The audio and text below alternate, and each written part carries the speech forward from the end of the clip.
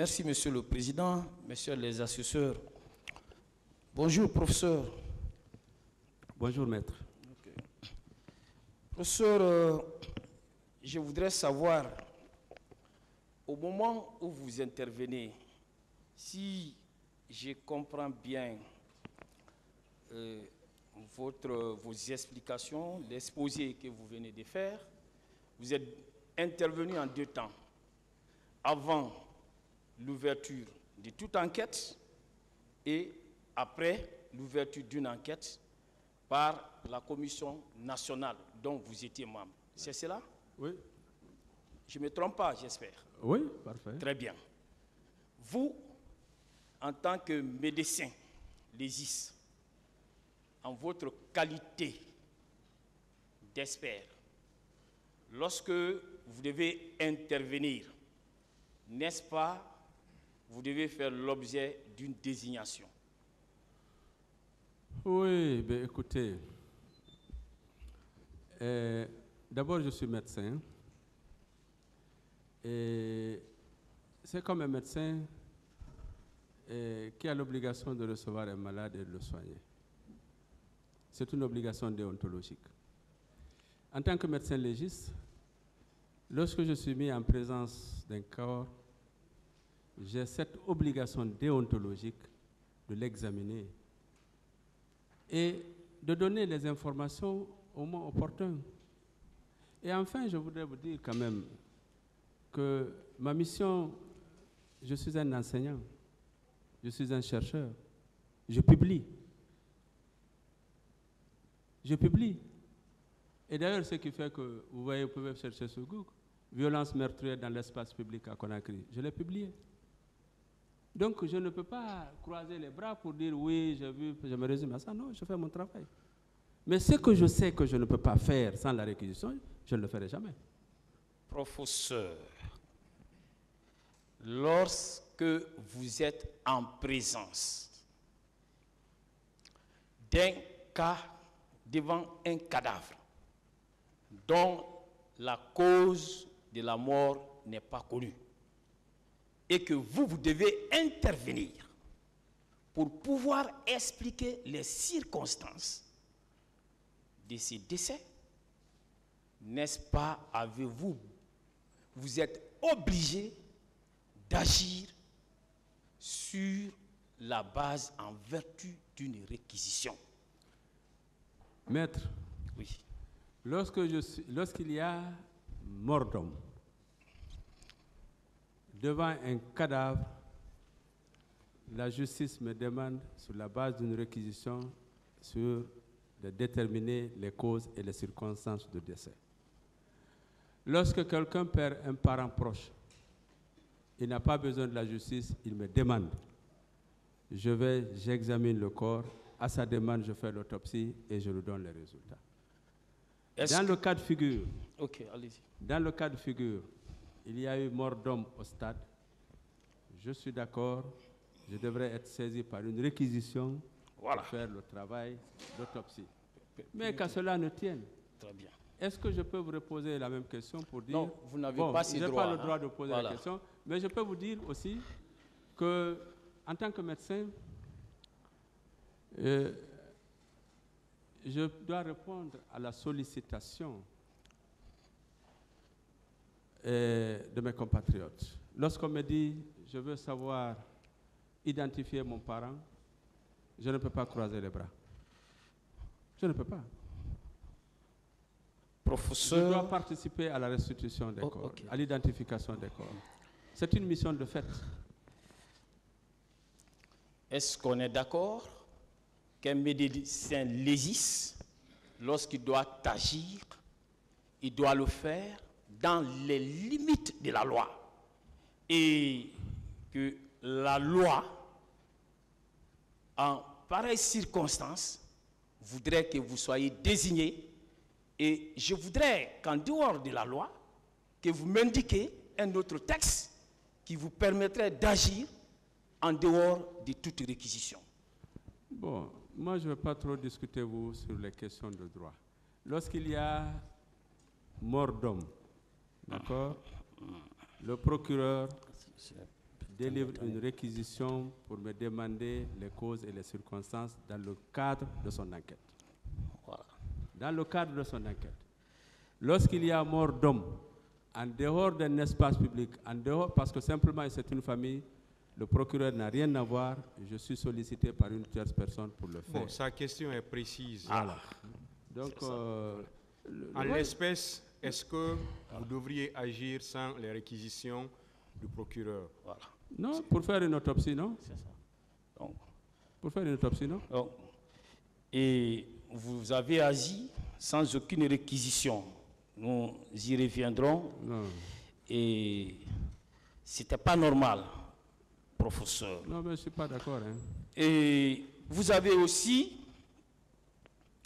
parlé de l'exposition et de la restitution des 31 corps. C'était à quelle date précise? Je ne sais pas. Je ne sais pas. Ça, vous pouvez voir, parce que les vidéos existent, les jours. Moi, je ne sais pas. Je ne retiens plus ça. Parce que moi, je ne m'attendais pas, comme beaucoup de personnes, à ce procès ou à venir parler de ça. Je ne retiens plus. N'est-ce pas avant l'ouverture des enquêtes par la commission d'enquête nationale dont vous étiez membre? Non, je n'ai pas été membre de la commission d'enquête. Oui, avant l'ouverture de la commission d'enquête, oui, on a reçu bien avant. Voilà, c'était bien avant. Oui, bien avant. C'est ça. Vous avez dit ici, à moins que je ne me trompe, je voudrais en avoir la précision, vous avez été membre de la commission d'enquête. Oui, je suis membre de la commission d'enquête. Très bien, on continue. Vous avez eu à gérer les corps au niveau des 2 morgues. Quelle est la capacité d'accueil de chaque morgue? Je répète, cher maître, monsieur l'avocat, Oui. j'avais une capacité à l'époque de 10 corps à Ignasdine, et je dis bien 14 corps à Donka. Pourquoi 14? Parce que c'est un bloc de 10. Pour les 2 étaient à Ignasdine. On a délocalisé un bloc de 10 à Donka, plus un ancien bloc de 4 corps. Donc il y avait 14 à Donka et 10 à Ignasdine. Alors, ça veut dire que si nous prenons les capacités d'accueil des 2 morgues, en tous, 24. Oui, 24. Alors, et vous devriez gérer au niveau de ces 2 morgues 58 corps. Oui, affirmatif. Alors, et ça veut dire que vous avez entassé des corps. Monsieur l'avocat, je vous ai dit que j'ai mis à certains endroits 2 corps dans une même chambre. C'est même sur France 24. Tout le monde l'a vu. Oui, donc, ça dépend aussi de la corpulence des corps. Il y a des corps, bon, je ne sais pas, je ne veux pas vous citer, qui ne peuvent pas rester 2 dans une chambre. Donc, on a essayé de voir qu'est-ce qui est possible pour conserver le corps. Je voudrais quand même que vous mettiez dans l'esprit de celui qui était à l'époque en charge de la gestion de ces corps. Et notre première préoccupation n'était pas tout ça. C'était de dire comment est-ce que je pourrais loger tous ces corps-là, sans pour autant que ces corps ne se décomposent. C'est ça ce qu'on savait. Et c'est pour cette raison qu'on était obligé de mettre 2 à 2 les corps dans certaines chambres, et les corps qui ne pouvaient pas rester à 2, on les a laissés seuls. Vous savez que des témoins ont comparu ici, qui ont fait état de ce que des corps étaient entachés les uns sur les autres. Est-ce que dans ces conditions-là, votre mission qui visait à conserver l'état de ces corps, est-ce que cette mission n'a pas été un échec? C'est vous qui le dites, je vous laisse, vous êtes responsable de vos propos, mais ce n'est pas à vous, c'est à moi qui l'a posé la question. Calmez-vous. Voilà, donc, Calmez-vous, maître. Maître, calmez-vous. Je vous laisse le soin de vos réponses. Moi, je dis et je répète, ce n'est pas à moi d'équiper les chambres froides. Je pense que ça, vous devez le comprendre. Est-ce que vous êtes fatigué ou vous voulez continuer? Oui, parce que ça commence. Hein. Mais je vais essayer. Ce n'est pas à moi d'équiper les chambres froides, d'installer les chambres froides dans des hôpitaux. Ce n'est pas ma responsabilité. Ce n'est pas non plus à moi de voir un peu, de mettre les moyens à la disposition pour pouvoir pratiquer les soins de thanatopraxie. Ce que je pouvais faire professionnellement, humainement, c'est ce que j'ai pu faire. Et mettre les corps 2 à 2, je suis tout à fait d'accord que c'est un gros problème parce qu'en fait, les conditions de rafraîchissement, parce que pourquoi on met le corps dans les chambres froides? C'est pour rafraîchir, pour retarder la putréfaction de ces corps. Et donc, lorsqu'on les met 2 à 2, c'est vrai que la fraîcheur n'est pas suffisante pour pouvoir les garder le plus longtemps.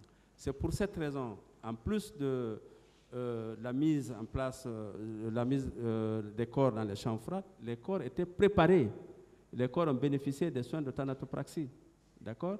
Donc, et les corps qui étaient mis en chambre froide et les corps qui sont restés sur la paillasse ont été traités. Vous avez également parlé des corps qui n'ont pas pu être identifiés et qui ont été inhumés par la Croix-Rouge. Vous le maintenez? Mais je maintiens que c'est la Croix-Rouge qui est en charge de l'inhumation des corps. Et à propos, je voudrais savoir, est-ce qu'au niveau de nos 2 CHI, il n'existe pas de structures qui s'occupent de l'inhumation des corps en pareille circonstance? Non, vous dites en pareille circonstance. Oui. C'est-à-dire que lorsqu'il y a des morts d'hommes, on appelle crime dans un espace public, vous-même vous l'avez dit, il appartient au procureur. Est-ce que lui, il va désigner une structure appropriée pour faire cette inhumation? C'est lui qui le sait. Mais dans les conditions normales, en dehors de cas du 28 septembre, il y a des sociétés de pompes funèbres qui s'occupent de l'inhumation des corps. Des sociétés j'ai pas bien. De pompes funèbres. C'est les sociétés de pompes funèbres qui gèrent l'inhumation des corps. D'accord? Mais dans notre pays, je crois qu'il n'y a qu'une seule société de pompes funèbres et elle n'a pas été sollicitée. Et si c'est généralement les particuliers qui sollicitent l'enterrement par les sociétés. Parlez dans le micro, s'il vous plaît. Ouais. Elle n'a pas été sollicitée, c'est généralement des particuliers qui sollicitent la société de pompes funèbres pour l'inhumation. C'est tout simplement regrettable de relever que l'on fasse appel à la Croix-Rouge, on laisse les structures internes. Je vais continuer. Je peux m'asseoir? Vous avez le choix, oui. Je vous l'avais dit dès au début.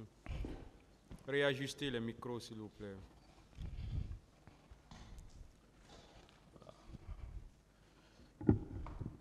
Et lorsque la Croix-Rouge procédait aux inhumations de ces corps, étiez-vous présent?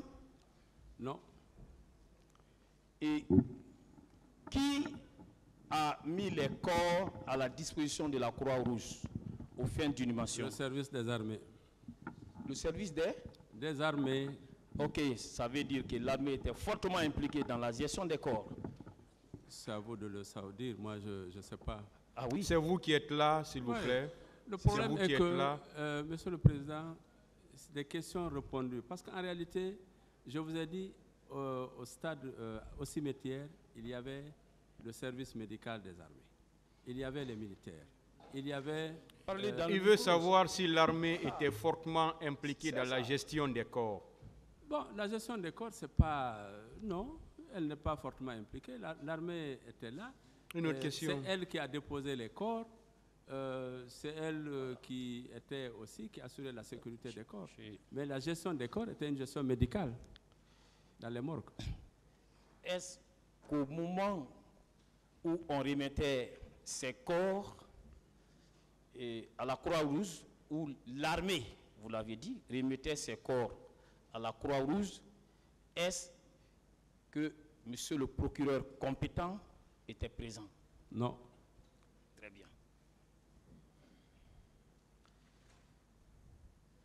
Vous avez également, en réponse à l'une des questions posées par le procureur Sidiki Kamara, vous aviez dit que c'est sur vos conseils que des corps ont été exhumés pour des fins de tests ADN.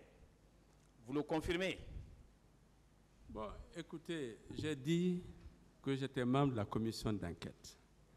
Et dans la commission d'enquête, il y avait une commission santé. J'étais président de cette commission santé. J'ai proposé. Voilà. J'ai proposé, sachant déjà qu'il y avait des corps non identifiés qui sont inhumés à Cameroun, j'ai proposé qu'on fasse des prélèvements ADN et qu'on envoie les échantillons en France pour faire des croisements. Ça, c'est moi qui l'ai proposé. Je suis en train de dire, c'est sur vos propositions. Oui, absolument. Voilà. Et lorsque vos propositions ont été acceptées, vous avez mis à contribution votre équipe. Absolument. Voilà. Et votre équipe a procédé à des prélèvements. Tout à fait. Alors, et ça, c'était à un moment où déjà les enquêtes étaient ouvertes, oui ou non? Puisque la commission d'enquête était en train de travailler. Oui, ça c'est au décours des enquêtes, oui. La commission d'enquête était en train de travailler. Est-ce que cela est normal qu'on procède à des prélèvements? Permettez-moi qu'on procède à des prélèvements pendant que les enquêtes sont ouvertes sans que cela ne soit référé à monsieur le procureur. Trouvez-vous cela normal? Mais écoutez-moi très bien. Moi, je ne cherche pas à savoir ce qui est normal ou pas normal. Je vous dis ce que je fais et ce qui s'est passé. C'est à vous d'apprécier, c'est normal ou pas. Oui, mais ce que vous faites doit être conforme à la légalité. Ah, moi, je me suis toujours conformé à la légalité. C'est ça. Un médecin légiste agit dans les limites de la légalité. Je me conforme à la légalité. Tout ce que j'ai fait en 29 ans de travail d'exercice de ce métier. Est-ce que vous savez qu'en procédant à des prélèvements, que cela constitue un travail technique qui est du ressort d'un médecin légiste? Mais ce sont des médecins légistes, des médecins qui travaillent avec moi, qui sont allés avec un protocole, qui ont fait les prélèvements. Est-ce que vous savez que vous, en faisant agir des personnes sous votre autorité, dans le but de procéder à des prélèvements, alors que vous êtes en même temps membre de la commission d'enquête, que vous étiez à la fois en train d'agir comme membre, comme enquêteur, et en même temps comme expert sur le terrain? N'est-ce pas une confusion de qualité? Non, monsieur l'avocat. Et vous savez pourquoi je suis allé dans la commission d'enquête? Oui, allez-y. À deux titres. D'abord parce que je suis médecin légiste et je suis président de l'ordre des médecins.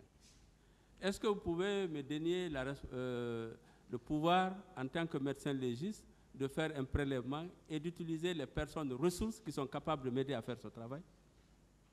Lorsque vous êtes enquêteur, vous ne devez pas le faire. Écoutez, lorsque vous êtes enquêteur, permettez-moi, s'il vous plaît, la loi est très claire. Hein? Lorsque vous êtes enquêteur, un enquêteur qui se heurte à des questions d'ordre technique, il doit en référer au procureur pour qu'un expert soit désigné. Vous ne pouvez pas être membre de la commission en tant qu'enquêteur et en même temps intervenir en tant qu'expert. Ça, c'est une confusion de genre. Alors moi, je ne trouve pas la confusion parce que cette enquête a été, cette exhumation a été initiée par la commission d'enquête. C'est la commission d'enquête, ce n'est pas le procureur qui a initié cette exhumation, c'est la commission d'enquête. Je suis membre de cette commission d'enquête. J'ai utilisé les ressources que je dispose pour pouvoir faire ce travail et je l'ai fait et je pense que je l'ai bien fait. Où sont les rapports auxquels vous avez abouti comme résultat en ce qui concerne toutes les opérations que vous avez illégalement accomplies? Bon, le rapport demandé à la commission d'instruction, le rapport a été déposé, je vous ai déjà dit ça. Les rapports de vos prélèvements, je parle. Mais, quel rapport de prélèvement? Oui. Il n'y en a pas? Rapport de quel prélèvement? Oui, les prélèvements qui ont été effectués par l'équipe qui évoluait pendant les enquêtes sous votre autorité. Monsieur et non sous l'autorité de la justice. Monsieur l'avocat, maître, je répète, c'est la commission d'enquête qui a initié cette exhumation. Ce n'est pas le procureur. Un.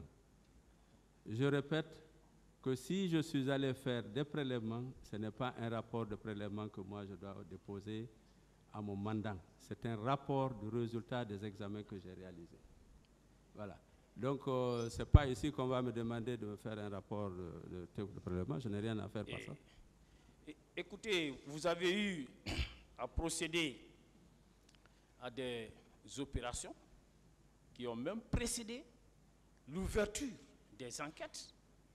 Et vous avez eu à décrire ces opérations ici. Et malheureusement, ces opérations ne sont pas suivies des dépôts de rapports. La conséquence, monsieur le ministère public et même le tribunal vous ont demandé de déposer ces rapports. Pourquoi vous avez agi ainsi? Je vous répète, monsieur l'avocat, que je n'ai pas de réquisition. Et je vous informe également, parce que vous êtes avocat, que pendant mon exercice, je répète, près de 30 ans de médecine légale dans ce pays, et j'ai toujours déposé mes rapports, et à temps, quand je suis requis. Et si je n'ai pas déposé de rapport, c'est parce que je n'ai pas de réquisition. La seule fois que la commission d'enquête m'a demandé de procéder à des prélèvements pour effectuer l'ADN, j'ai reçu le rapport a été déposé. Nous ne l'avons pas.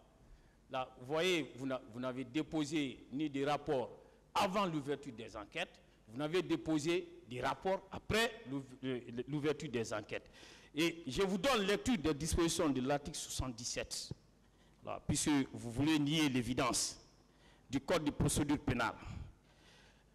S'il y a lieu de procéder à des constatations ou à des examens techniques ou scientifiques, l'officier de police judiciaire a recours à toute personne qualifiée, sauf si elles sont inscrites sur une liste prévue à l'article 260, les personnes ainsi appelées prêtent par écrit serment d'apporter leur concours à la justice en leur conscience et en leur honneur. Les personnes désignées pour procéder aux examens techniques ou scientifiques peuvent procéder à l'ouverture des scellés. Vous voyez, lorsqu'une question d'ordre technique se pose à un OPJ, à une juridiction, et qu'il s'agit d'une juridiction d'instruction ou d'une juridiction de jugement, alors ces autorités-là peuvent désigner un expert. C'est cet expert-là qui procède. Et malheureusement, vous n'avez pas été réquisitionné. Je me demande à quoi les rapports que vous entendez déposer vont servir. Voilà. Encore une fois, monsieur l'avocat, vous faites une confusion. Cette expertise n'a pas été demandée par le parquet. Elle n'a pas été demandée par un juge. Elle a été demandée par une commission d'enquête qui a été mise en place pour la circonstance. Si je devrais déposer un rapport, et d'ailleurs c'est ce que j'ai fait, je dois déposer le rapport à la commission d'enquête. À la commission d'enquête. C'est à la commission, je vais finir. Oui, parce que vous ramenez tout en droit.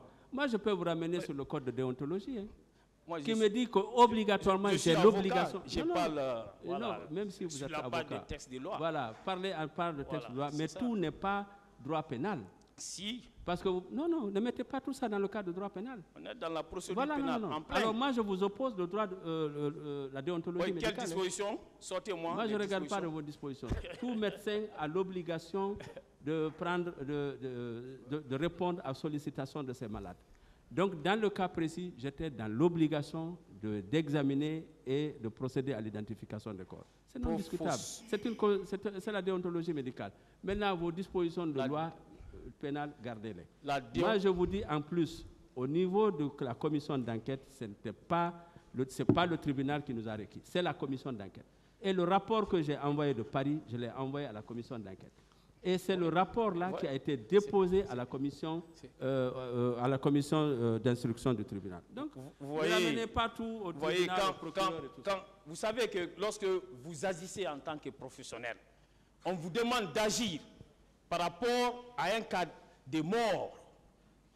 Lorsqu'il est question de déterminer la cause de ces cas de mort, vous devez avoir à l'esprit que vous devez agir conformément aux dispositions du Code de procédure pénale. Il n'y a aucune autre disposition palliative en la matière.